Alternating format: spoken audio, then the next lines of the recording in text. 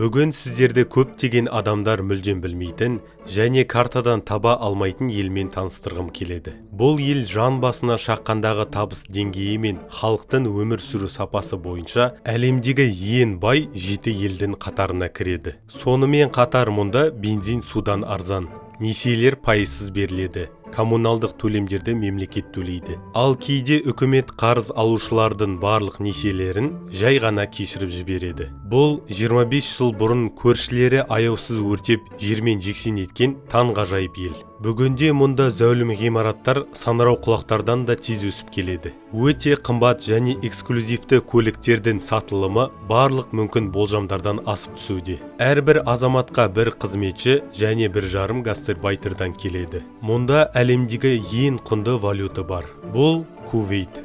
Әлемдегі ең бай елдердің бірі. Орасан зор мұнай қоры халықтың ештеңеден таршылық көрмей өмір сүруіне мүмкіндік береді.